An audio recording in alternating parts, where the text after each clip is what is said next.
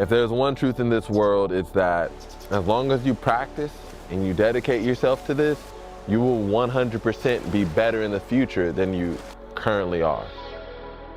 I always remind myself of that.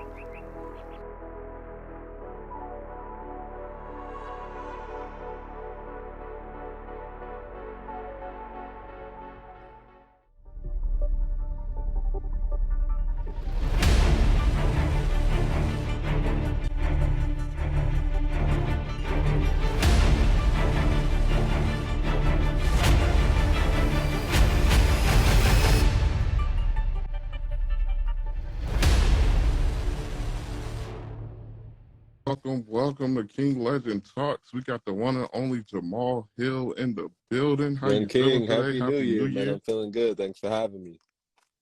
Beautiful evening here in Southern California.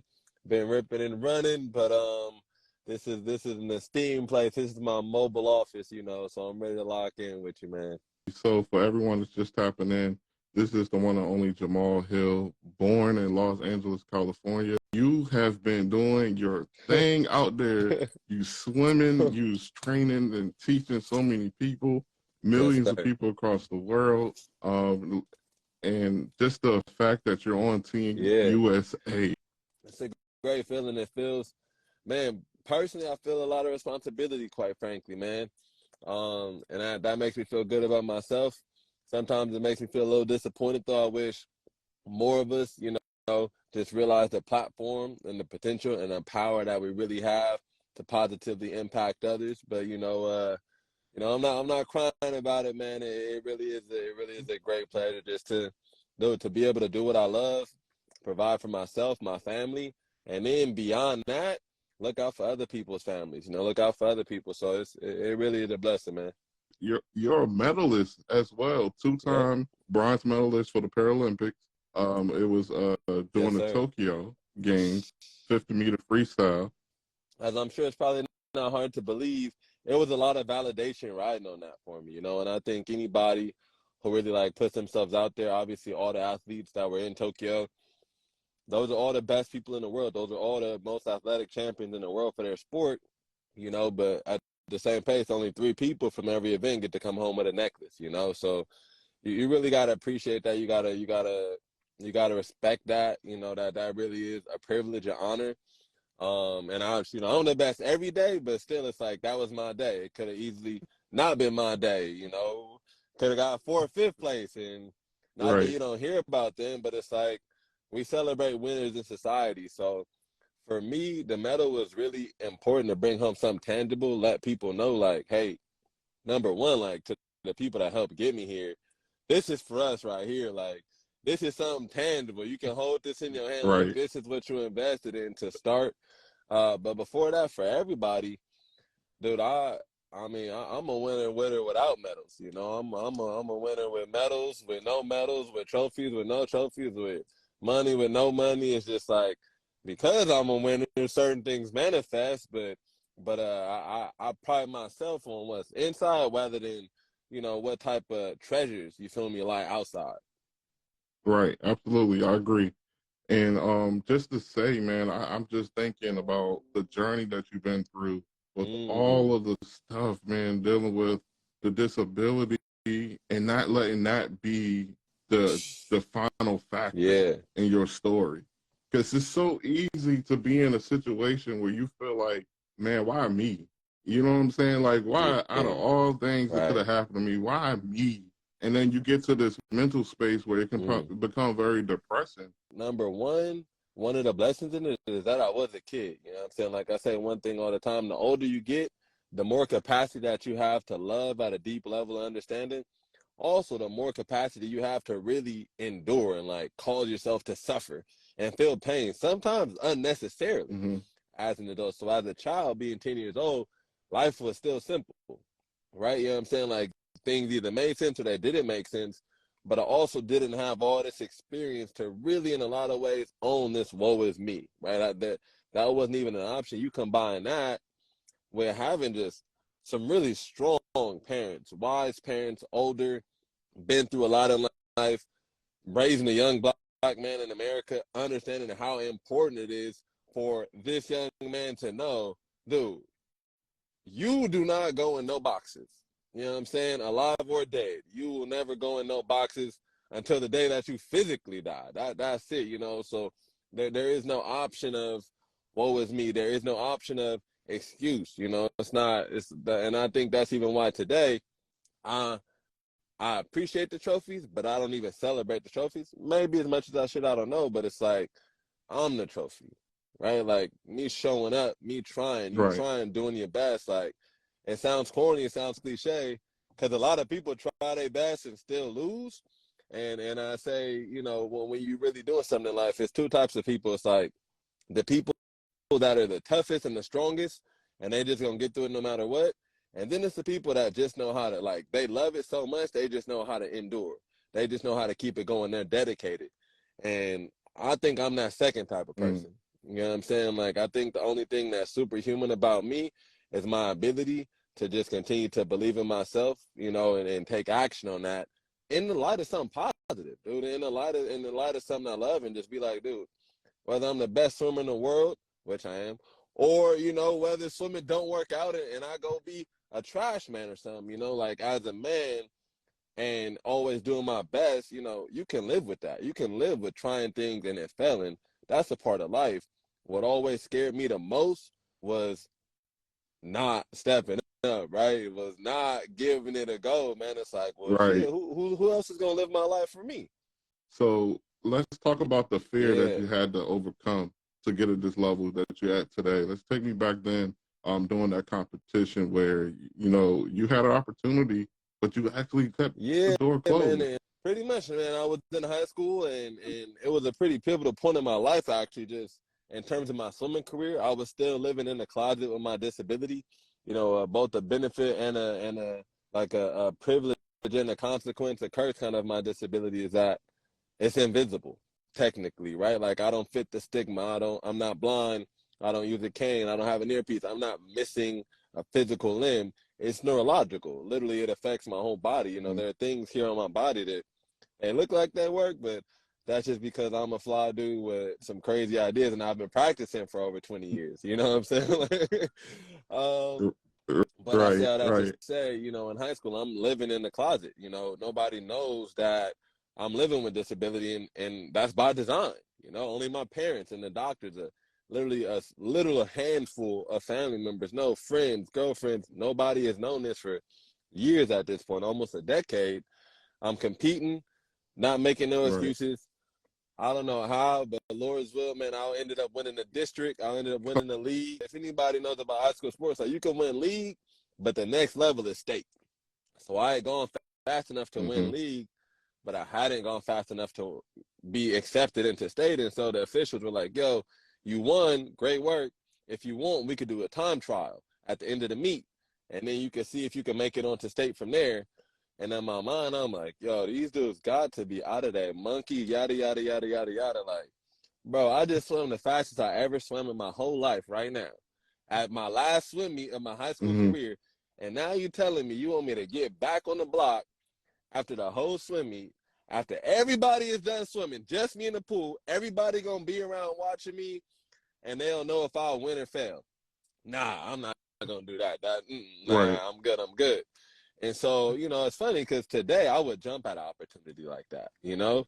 But back then, that fear, again, just being Right. young, we gotta fall to get back up, you know. So I told my father about what happened, and he told me, like, dude, never get in your life. If you earn an opportunity to do something, you need to go ahead. You need to step up and you need to give it your best because that's a gift. Like you earn that. It's disrespectful to yourself not to get up there and to just go for it. Right. And so that really, I think that really solidified. I think that really solidified my mentality around fear. You know, that's when it really became like, Mm. okay, we all deal with fear. Obviously, we know most of it is imagined, but it's like if I'm dealing with fear with something that I know I want to do, it really is irrelevant. Like we about to get busy, we about to get to work. You know Right. what is out here in California? We love Nipsey Hussle. So what Nip say? Like I'm ready to die behind mine. So it definitely changed your whole mindset and your attitude Mm-hmm. towards swimming as a whole. When I think about the Olympics, I think Yeah. about the elites. of That's whatever accurate. sport that's going on. Like there was something Yeah, about you from birth that also played a role in you being at the level of yeah, a yeah. professional that you are. Overcoming fear is a constant decision. You know, it's like we got a book releasing this coming summer.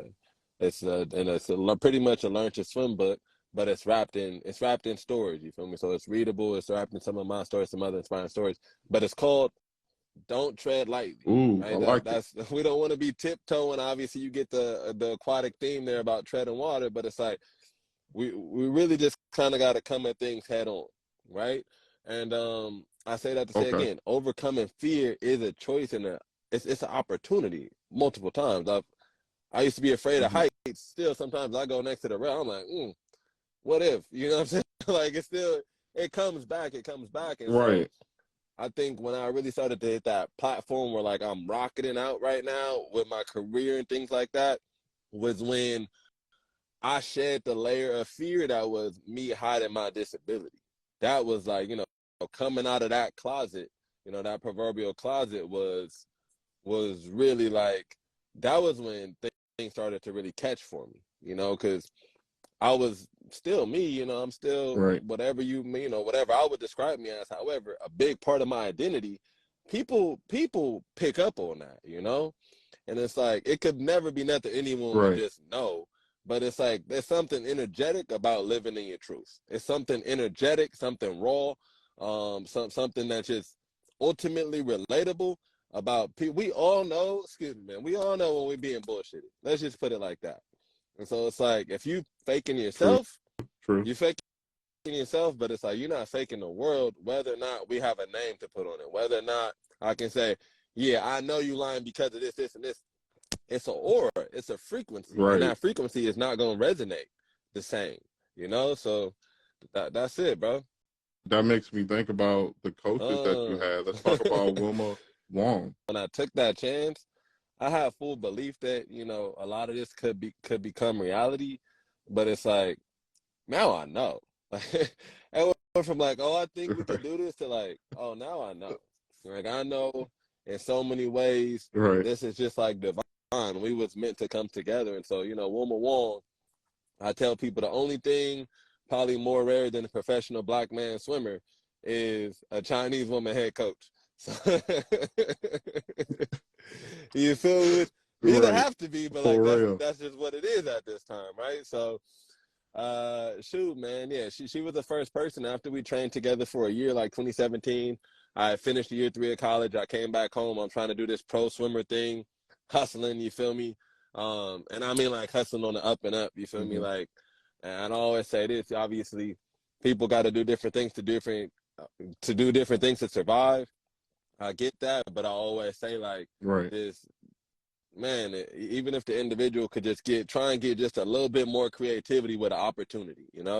And it is going to be more harder. It is going to be Hmm. more difficult. More harder is not a correct English, but it is going to be more difficult. It is going to be harder, but it just, it just it's just something big that comes from not selling yourself, not selling your community, not selling your family, and that could fall into a lot of activities. So just trying to hustle on the up and up. Anyone out there Right. who knows how hard, you know what it's like, man.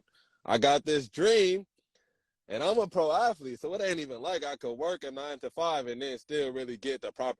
Like, bro, I gotta train. You just said it. Like, Right. this is the, this the grind. Like, just It's the get there. grind. So balancing all these things, learning this, learning that, and then really having this friend, which is really what Wilma was. She was a friend, she was a mentor, she was a coach, and she was a partner.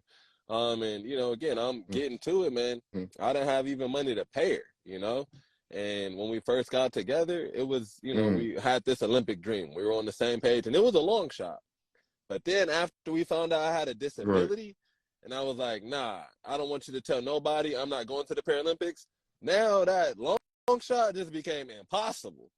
And she is still showing up every day like nothing Right. happened. It's like there's a level of heart to that. Like having a partner that's like, look, I ain't giving up until you give up. So if you still showing up, even if the whole thing doesn't even make sense no more, I guess we just gonna keep it going. Right. And let's see what happens. So that is Yeah, man. And Wilma has been, it's almost God ordained. She's been an integral part of my swimming career and just development, to this point, and ultimately being able to say, like, yeah, I get paid. I'm a pro swimmer.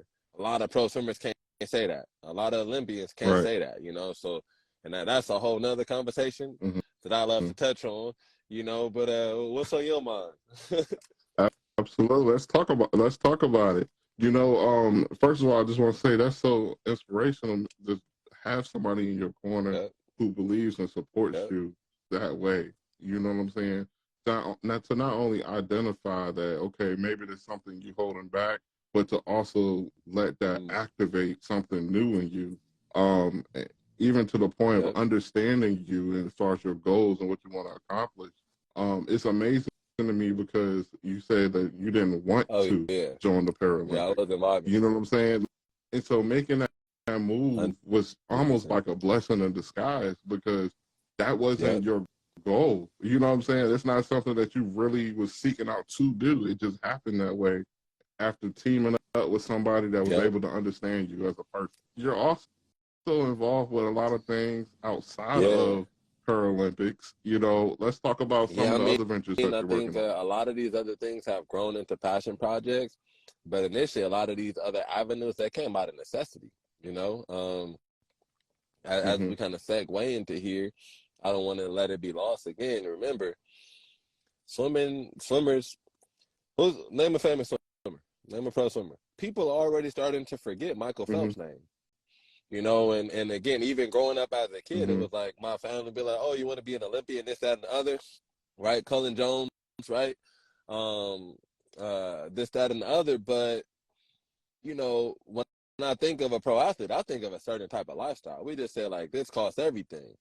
So to train for 4 years and then maybe win a gold medal and pretty much that money break down to minimum wage over the last 4 years. I ain't doing it for that. You Mm-hmm. feel me? Like I'm not this is this is not Right. my goal, this is not my vision. And so just kind of out of necessity, understanding at the place where swimming is right now as a sport, it's still early on. Like obviously nowadays we know about football, basketball, baseball players making hundreds of millions of dollars. Football and basketball are relatively new industries, right? But it's like they weren't sitting around Mm-hmm. saying, "Oh, well, America's pastime is baseball, so we're never gonna be big," right? People just don't care enough. They love Right. baseball too much, right? Right. No, they got after it. They sat down, and now Mm-hmm. they got these huge contracts. It took time for that industry to build. So swimming is gonna be huge. Like it's gonna be they're gonna be a lot more real pro athletes who are living the lifestyles that are becoming of pro athletes, right? Like pro athletes have these lifestyles just like people who have those lifestyles because they're one of the few, right? That's just how it goes. When you start to separate yourself Mm-hmm. from the pack, you live differently. Different things come with those sacrifices. So yeah, I mean that's just the biggest thing is like getting them to change their mindset of like, oh, well, swimming is only 4 years, so that's really when we could only. That's poisonous. You feel me? Like if I was sitting around saying, oh, well, I got CMT, I can't do Mm-hmm. nothing. Where would I be? If the NFL was saying, oh, well, baseball is the most important sport of America. It's America's pastime. We shouldn't even do this. Where would the NFL be? Where would the Right. NBA be? So yeah, that's just the big thing, and that spurred the entrepreneur spirit in me. Like I'm like, okay, I want to have this dream. One day I will be being paid. One day I'm gonna make it a point to make sure others get paid. But for right now, I gotta eat. Right? I can't come to mom and dad for all my. They give me a roof. Absolutely. Gotta pay the You gotta bills. I pay the gotta eat. bills. Gotta live still. So that turned me into different ventures. That turned me into marketing and things like that. And ultimately, once I finally did make it professional, not even to the point of really having a solid salary, but at least in terms of recognition, being on Team USA, I'm like, okay, well, if I'm gonna have this Mm-hmm. platform, trust me, I'm gonna figure out how to get to this cheese. Money does not rule my life, right? Money is just a means to do what it is that I really love doing more freely, right? Without less constraints on my time. That said, I believe that a true champion is not like the dude who like has a medal. A true champion is not a person who has a trophy. Sure, they made sacrifices, but like everybody Mm-hmm. takes wins and losses. A true champion is about integrity. You know what I'm saying? A true champion, what does it mean to be a champion? A champion means to stand for something, to stand for people. You have to champion. You can't champion yourself, right? That's not a champion. No, Mm-hmm. Right. You Right. champion for a cause. You champion for a voice. That's what the traditional meaning of champion is. And so I'm like, boom. Literally, I think this in a lot of ways, our culture, but especially in athletics, because we use the word champion, do this become perverted. We celebrate a lot of nonsense, just because somebody can run the fastest or swim the fastest or jump the highest. And not to say that like athletic prowess is not attractive and is not a benefit to our society, but to say that does not make that person a champion. That does not make this person somebody suitable to be highly esteemed beyond athletic prowess, right? Or we gotta place a Right. higher responsibility on the people that we choose to esteem, the people that we choose to set in as example, even though they're human. Nobody's infallible. Trust me, nobody knows my personal life, and I like it that way. Like, I'll be doing stuff that I'm sure somebody would not approve Right. of. Great, live your life, right? So that's something else. I'm talking about just a real calling, and that's what really put me on the path of using my past experience. I've been a lifeguard for 10 years, all these things, understanding tolerance, understanding global politics and things like that. I'm like, yeah, we need to teach the world how to swim, and that's what we've been on. That's what I've been on ever since. Man, you just really hit a lot of notes right there, because you brought us back to the real meaning of champion. Because like you said, the word champion has definitely been played out in a way where people really forget what a true champion is. It's for a cause. It's not for a self-motivated type of idea.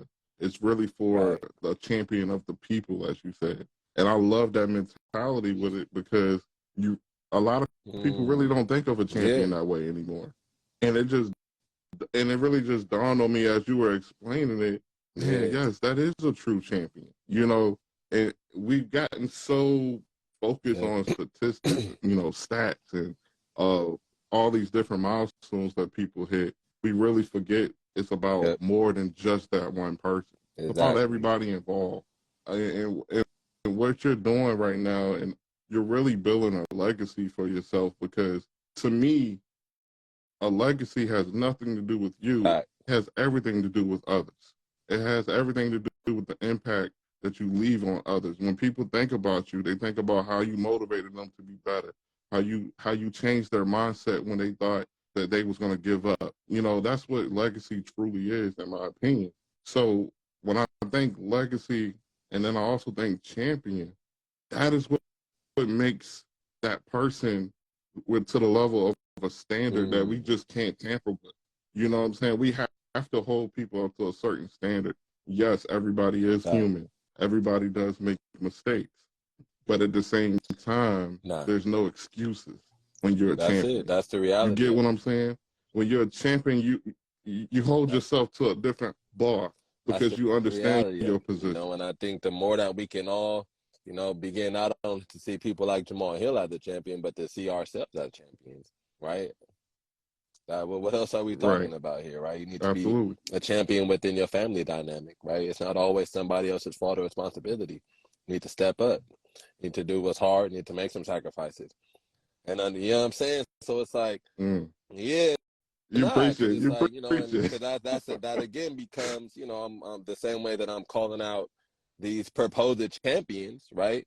Who not with I think any true ill intent or malintent, but like ultimately are propagating BS, right? We got to call out the people, because it's like this is people's choice, right? So it's like the people are choosing their champion, So it's like, well, yeah, if you're not seeing yourself as a champion and you got this own twisted warped view, of course you're gonna project that to a higher level when you think of what you should aspire to. Greater level of BS. Only now maybe you got money.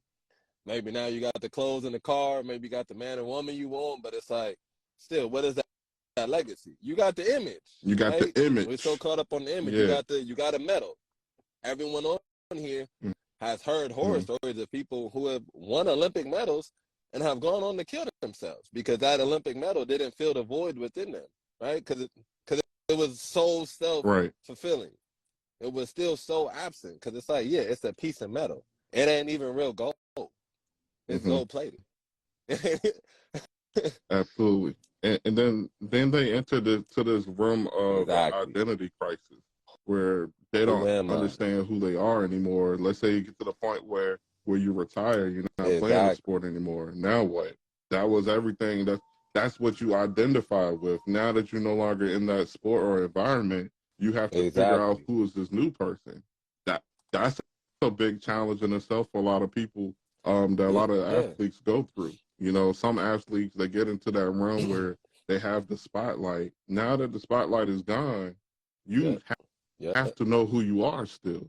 You have to know that you're still important, and it had nothing to do about how many cameras that was Exactly, in front of your man. face. Exactly. It You comes know, into that multi-dimensional aspect. Even one of my teammates may still be on here, but we were talking, and you know, in swimming, there's sprinters and there's distance swimmers. There's mid-distance too, but like they usually get forgotten about. So, she's a sprinter, and she was like, "I'm about action. I want to go fast. We were talking about executing something. Let's just get after it. I'm a sprinter." And I was like, "Nah, you're not a sprinter. mm-hmm. You a winner, right?" So like when if we Right. do feel the need to put ourselves in these sweeping archetypes, allow them not to be limited, right? You're not only capable of doing things hard Mm-hmm. and fast and somewhat reckless, unplanned. You're a winner. Your job is Mm-hmm. to act appropriately so that we win, so that we accomplish, right? Your job as a champion is not just to win medals.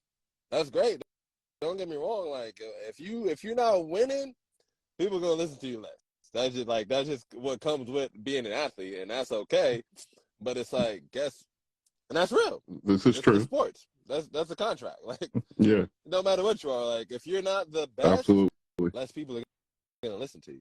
I don't know. If you think differently, then you need to move planets. Okay.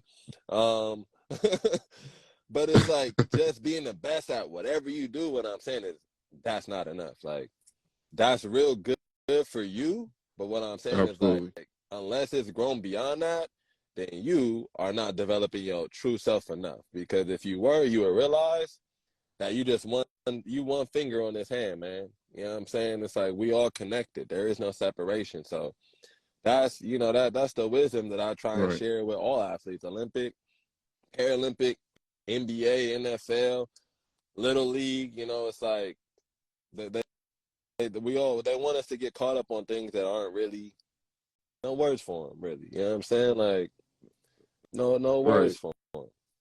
So I do have a question as far as now that you're at the level Yeah. that you are at right now, you know, people probably reaching out to you, trying to get you Oh to yeah. teach them to swim, especially with the Swim Up Hill Foundation that you got going on.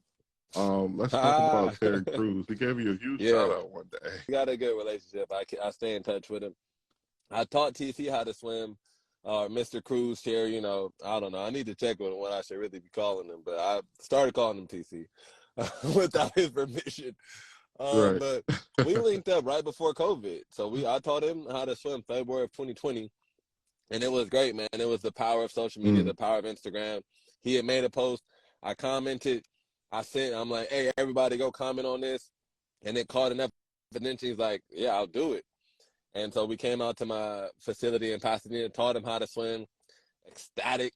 And then obviously just to give that shout out, what was that, a few months ago in 2022, almost 3 years later, it's right. like, again, this is like what I do it for. You know what I'm saying? It's like not for the accolade or the shout out. Obviously, like that's valuable because it helps others, it helps me, but that's impactful. This dude is talking Mm, about 3 years later, it like he's definitely is. never gonna forget his whole life he didn't know how to swim, and now he can do it. Something he knew for a fact he couldn't do. He never He'll never he would forget that, never and it's forget like, that ever. yeah, sure, maybe the younger you are, it's not as important in terms of like highlights, but like in terms of skills, it's a great divider. Water is really like the greatest Right. giver and the greatest taker of life in this world. So he was celebrating, man. He did his peck pop. Somebody's like, did he dance with joy? Yeah, he was lit. And it's just dope. So even today to be in a position to where it's like, yeah, again, I built my brand. Again, now my main focus is on elevating my sport, talking about money more, trying to Mm, hold swim companies to a higher standard, hold governing organizations to a higher standard, make it more public information because I'm a firm believer. As long as dirt is done in dark, it continues to be done. But as as soon as we shine a light on, like, Right. it's one thing if you think I'm an asshole, I'm like, okay, sorry. But if the whole world thinks I'm an asshole, now I'm gonna act different. You know what I'm saying? So it's like in other sports, Right. I just see like funds and monies are a lot more public. You know what I'm saying? Like when people sign, you think of a LeBron deal, Mm-hmm. like, oh, I know when LeBron was $100 million or a billionaire. I know when this person made this much. I know how much this person's contract was for. You don't see that in swimming. And so I think there's a level of accountability there Right. that is allowing a lot of athletes and a lot of pro swimmers to just quite frankly be, you know, to put it in the most endearing terms, uh, undervalued and mishandled. That would be like the most endearing terms.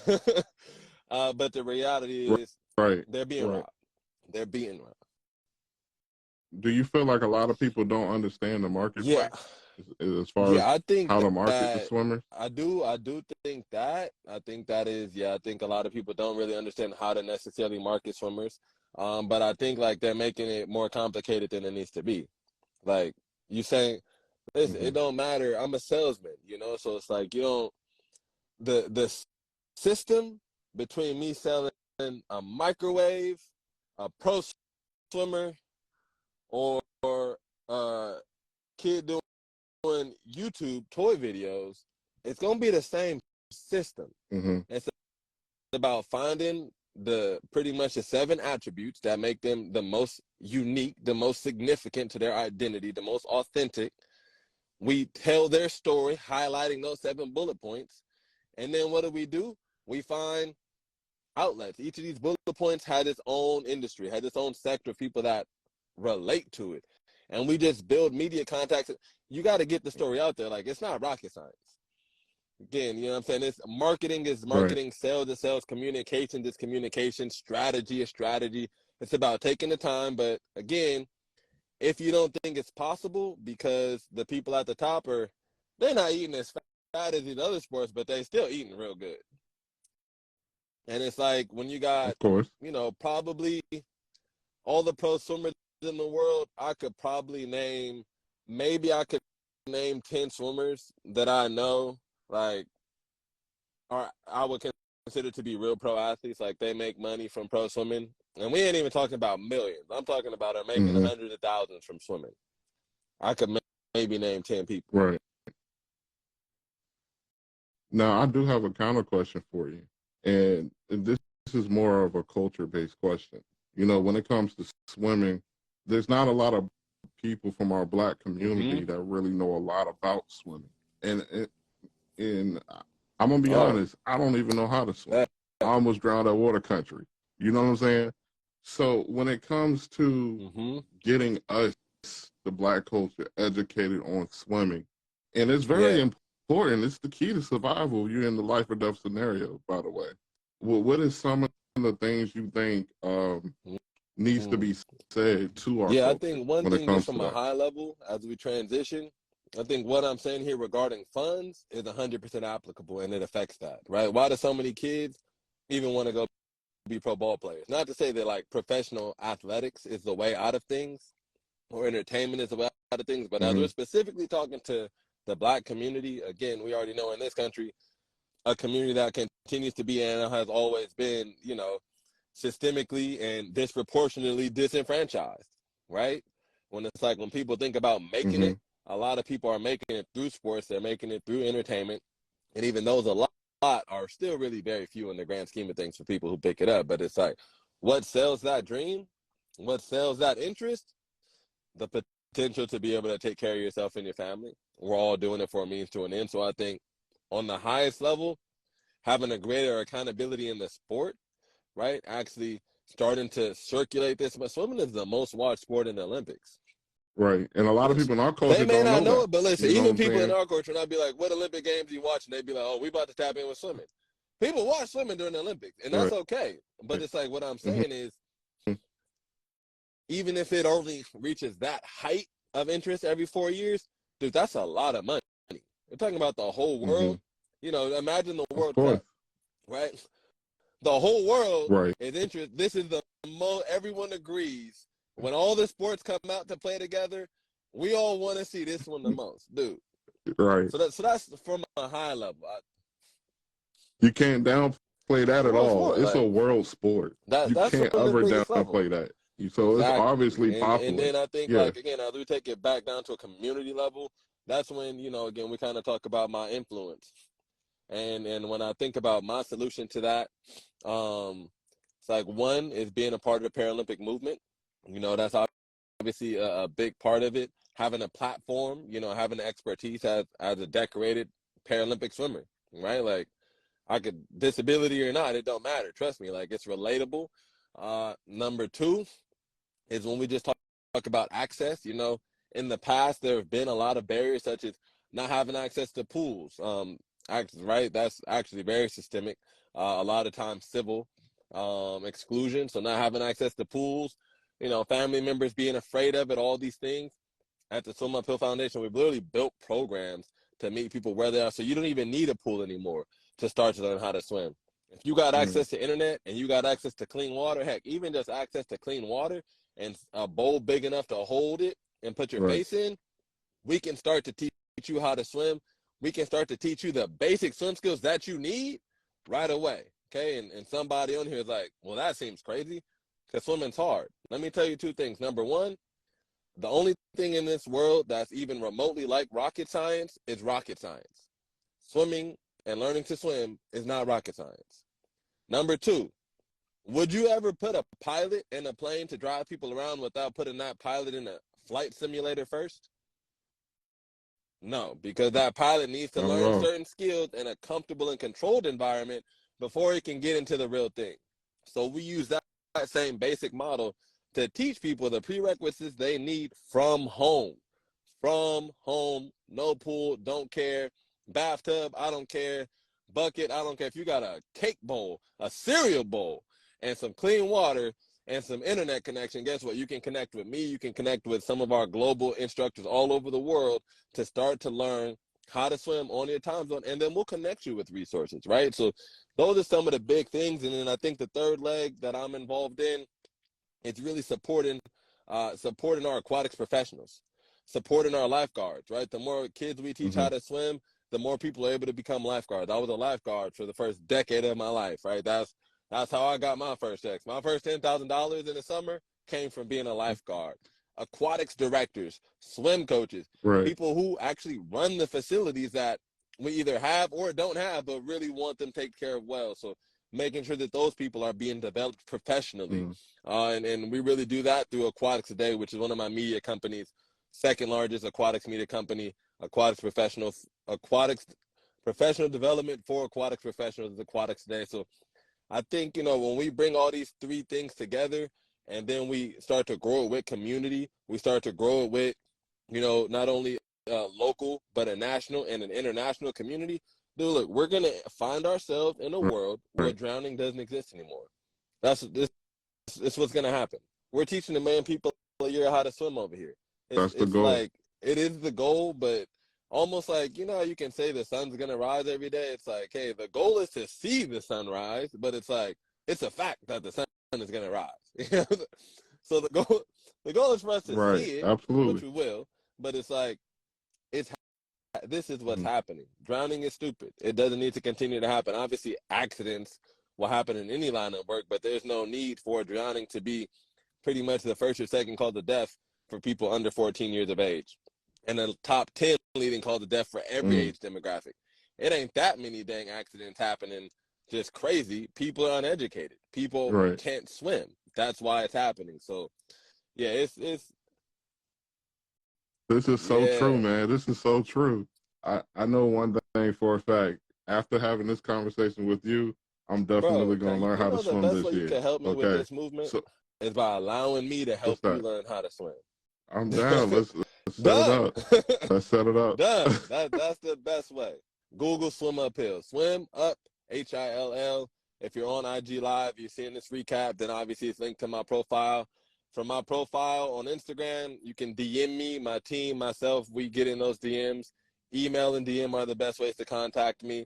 If you find Swim Uphill, you'll find swimuphill.org. You can go to the Instagram page. You can go to our website. Our new site is launching At the third week of January, we'll have the new calendar. We'll have classes going on all over the world. Everyone will be connected. We've got Sammy Swims. We're on a book tour right now. We're hitting 100 schools, 25,000 students, giving them a message of swim education, disability awareness, and ultimately greater tolerance for humanity, what some people would call peace. We're inspiring our youth. We're getting them that swim education. Not only are they going to get this book, they're going to get a visit from me. They're going to be able to get on Zoom with me once a month. I'm going to bring in astronauts. I'm going to bring in YouTube people. I'm going to bring in musicians. I'm going to bring in podcast hosts just to inspire and enrich our youth. Because even though they are going to learn how to swim, obviously we know that does not complete the person, right? It still takes a community. So none of that is lost on us here at the foundation. Those are the best ways you can engage. The best way to support is, number one, if you don't know how to swim, you need to reach out. That is the first and foremost best thing you can do. Reach out and say, hey, I want to get started. Great. Wherever you are in the world, if you have the capacity to contact us, you have the capacity right now for us to start teaching you how to swim. Secondarily, this mission costs. It's an investment. And what I say is, I always say we, because whether you're 1%, 18%, 40%, you're a partner. Your money and time are now right next to mine. We're arms in arms on this mission. I'm all in. I'm on the table. Everyone who's here is on the table. That's why it's growing so fast. That's why we're teaching millions of people around the world, because we think drowning is stupid and it needs to be complete. It needs to be done. No need for like flowery language or dramaticism. This is the last great endemic of our world. And quite frankly, I think it's something that it's like, I'm a little bit politically aware, so I think like certain things like ending world hunger and ending poverty, not that those are not great and that we shouldn't strive for it, but like the real elite, they're not trying to see that happen. Like that's something different. Learning to swim, listen, that's not really about to upset anything. We can afford to let that happen in this world the same way that we afford to let people walk. We should allow to let people to learn how to swim. It's easy. It's a low-hanging fruit. It's going to happen. So that's it, man. That's my piece. Again, King, I appreciate you having me on. Make sure you guys follow Swim Uphill. That's the way to do it. Absolutely, man. It was definitely a blessing to have you on the platform today. And I learned so much from you just in general. I'm truly inspired by your story. One of the things you probably didn't know about me is that I was on a ventilator for 12 days. I had the C word. I don't want to say it because of the platform. But from that, I ended up having nerve damage to my right arm. So, yeah. So when your story and I hear it, and I hear you talking about the things you went through and the way that you overcame it, I relate to it in a real way, because me personally, I had the same situation with my arm. And when I first came out of the hospital back in 2020, this podcast didn't exist. This wasn't even a thing.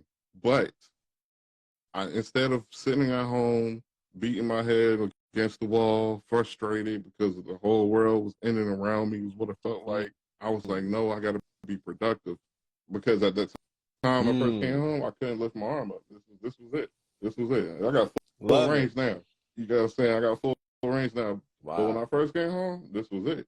And it was a mental space where I had to, I was challenged, in a way where this for the first time where I'm having to rely on somebody else to assist me, or, things like, oh, you can't do this, because I hate the word can't.